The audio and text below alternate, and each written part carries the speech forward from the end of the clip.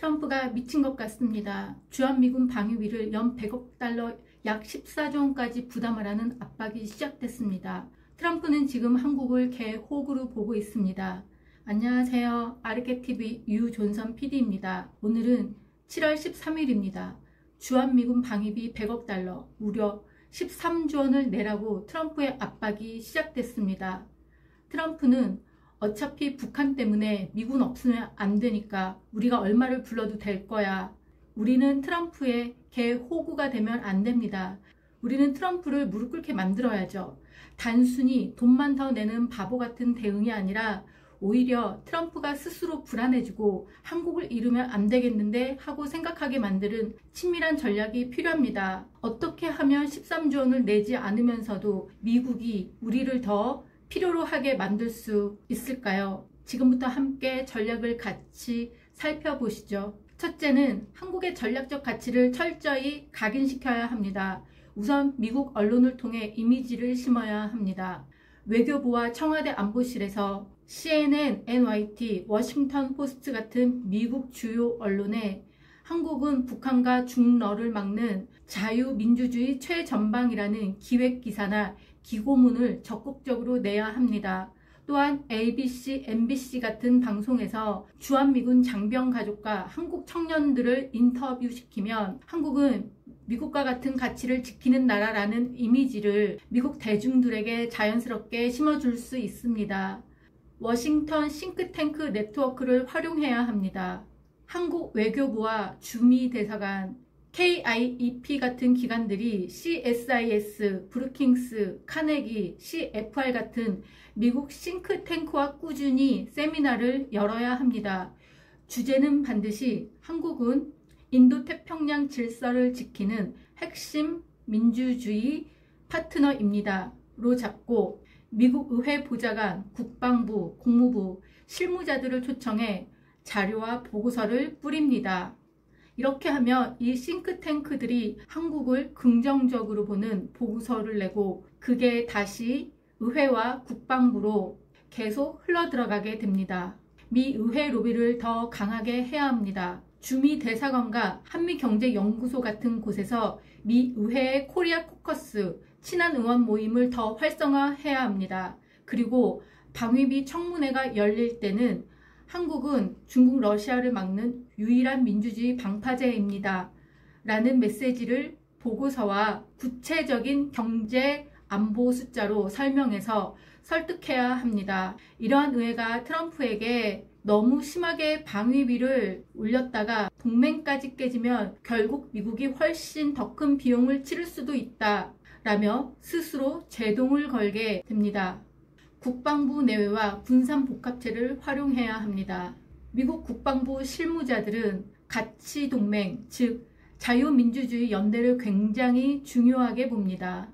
그래서 한국이 미사일 방어훈련, 인도태평양 다국적 훈련에 적극 참여하면 한국은 우리가 이 동맹 질서를 유지하는데 반드시 필요한 나라다라고 스스로 인식하게 됩니다. 또 하나, 로키드 마틴, 보잉, 레이시온 같은 미국 방산 대기업들도 한국을 잃으면 아시아 방산 시장이 크게 흔들린다며 국방부를 상대로 로비를 넣게 됩니다.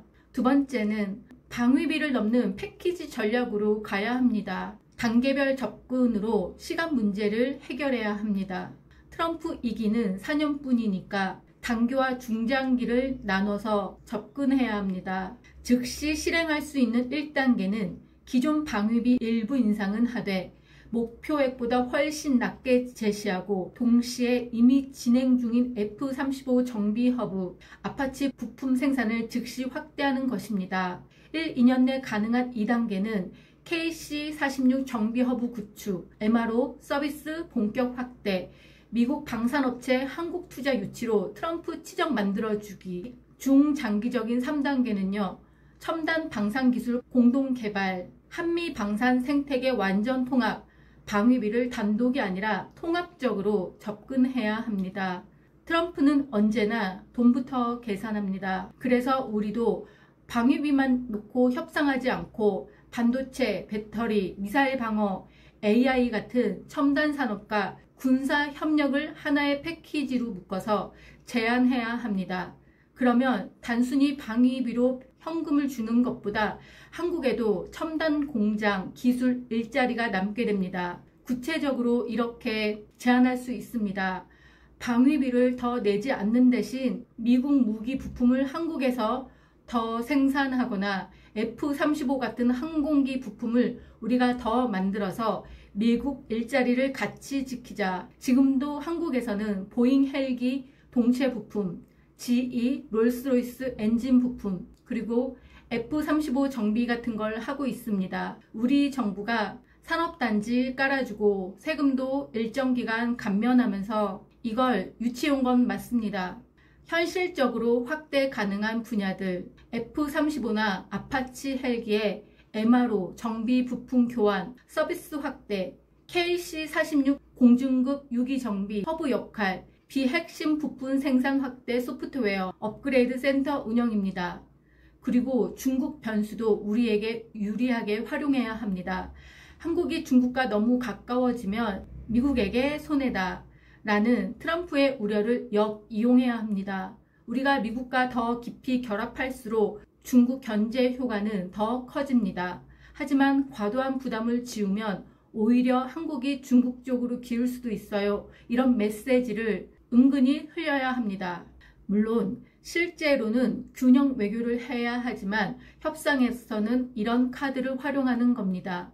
트럼프의 정치적 계산을 바꾸게 만들어야 합니다. 이런 제안을 하면 트럼프도 계산기를 두드려 볼 겁니다.